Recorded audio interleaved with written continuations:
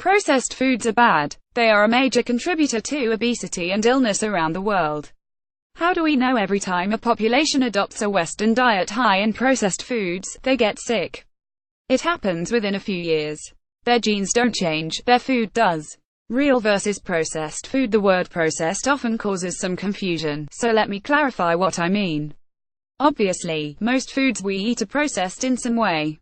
Apples are cut from trees, ground beef has been ground in a machine, and butter is cream that has been separated from the milk and churned. But there is a difference between mechanical processing and chemical processing. If it's a single ingredient food with no added chemicals, then it doesn't matter if it's been ground or put into a jar.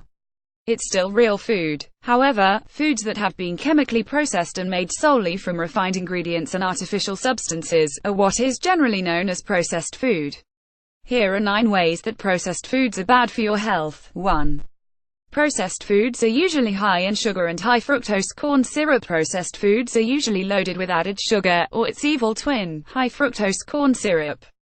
It is well known that sugar, when consumed in excess, is seriously harmful. As we all know, sugar is empty calories. It has no essential nutrients, but a large amount of energy. But empty calories are really just the tip of the iceberg when it comes to the harmful effects of sugar. Many studies show that sugar can have devastating effects on metabolism that go way beyond its calorie content. 1. It could lead to insulin resistance, high triglycerides, increased levels of the harmful cholesterol, and increased fat accumulation in the liver and abdominal cavity. 2. 3. Not surprisingly, sugar consumption is strongly associated with some of the world's leading killers, including heart disease, diabetes, obesity, and cancer. 4, 5, 6, 7, 8.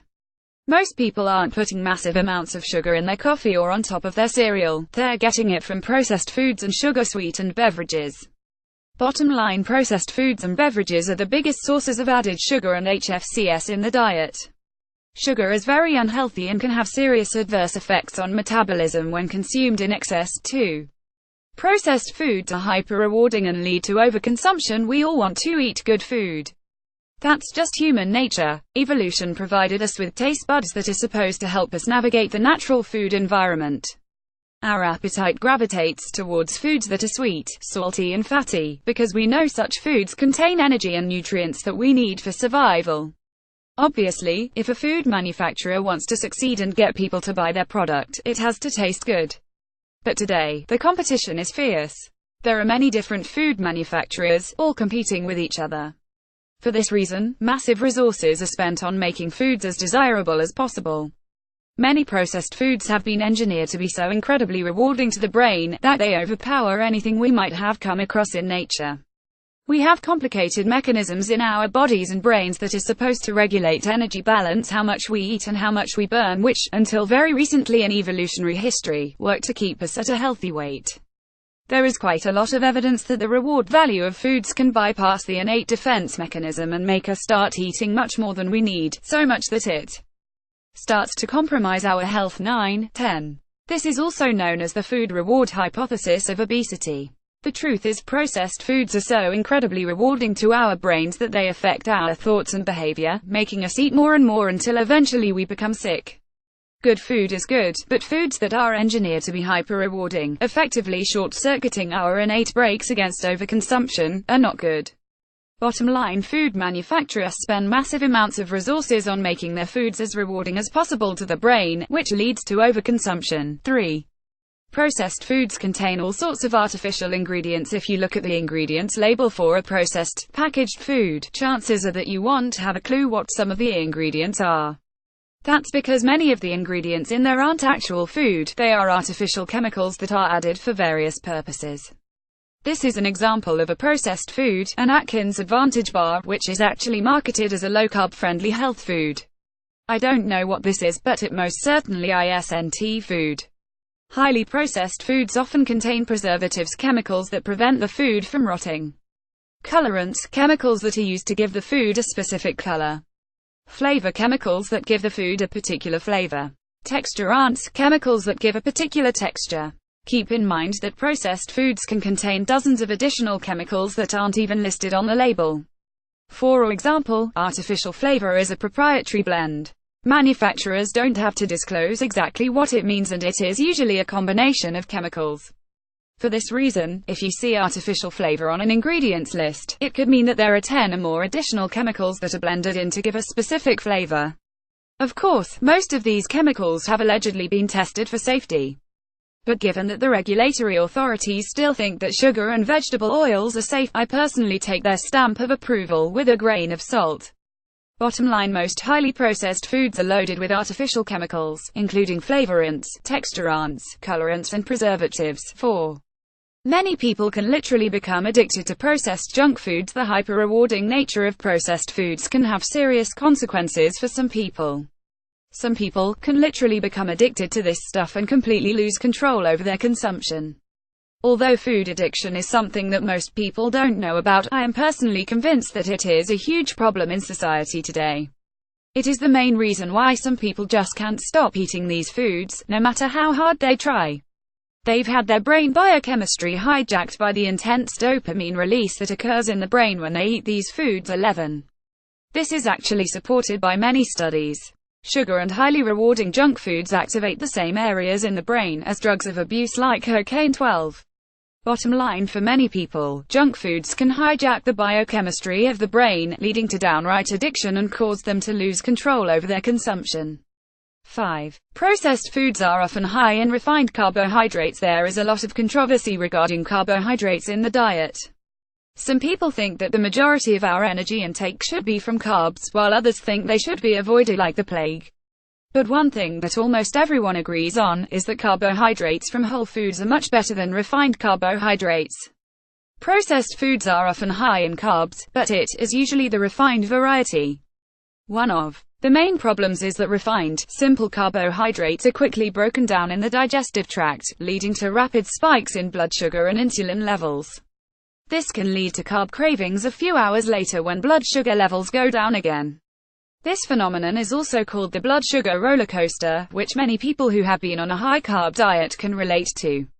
Not surprisingly, eating a lot of refined carbohydrates is associated with negative health effects and many chronic diseases. 13, 14, 15. Do not be fooled by labels like whole grains that are often plastered on processed food packages, including breakfast cereals.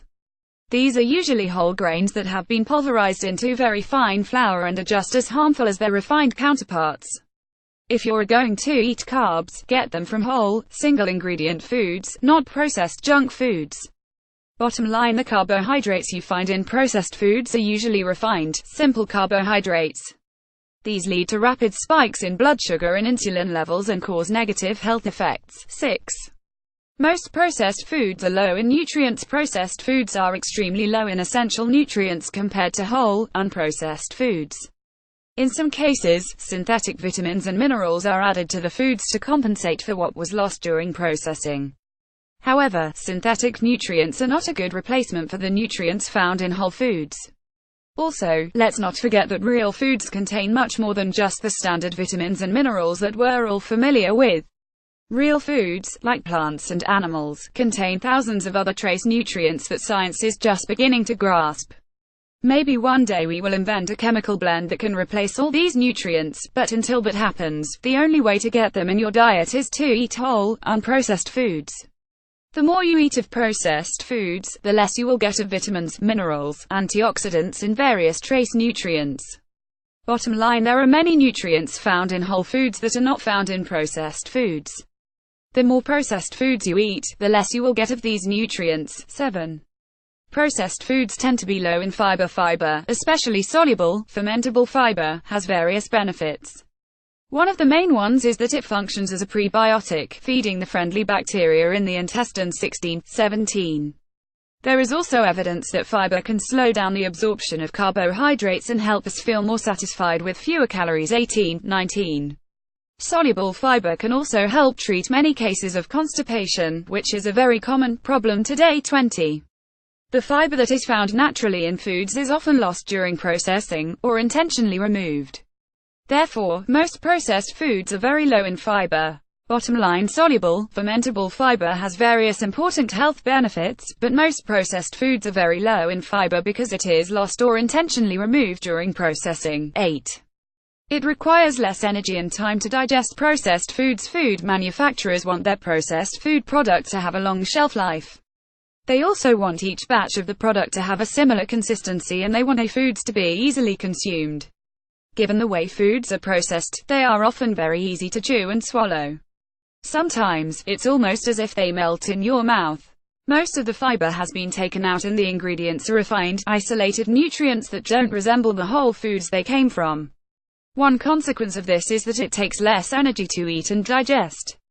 Processed foods.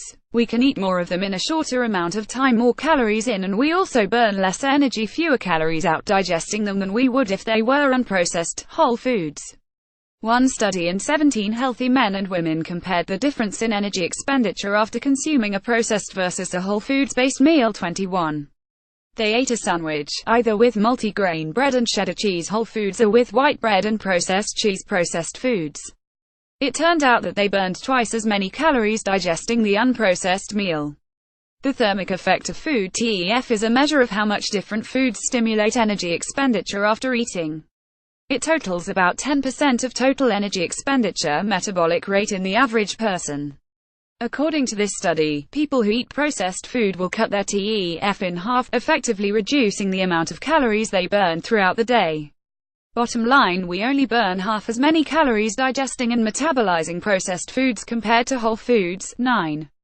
Processed foods are often high in trans fats or processed vegetable oils. Processed foods are often high in unhealthy fats.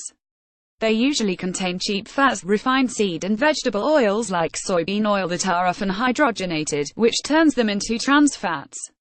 Vegetable oils are extremely unhealthy, and most people are eating way too much of them already. These fats contain excessive amounts of omega-6 fatty acids, which can drive oxidation and inflammation in the body. 22, 23. Several studies show that when people eat more of these oils, they have a significantly increased risk of heart disease, which is the most common cause of death in Western countries today. 24, 25, 26. If the fats are hydrogenated, that makes them even worse.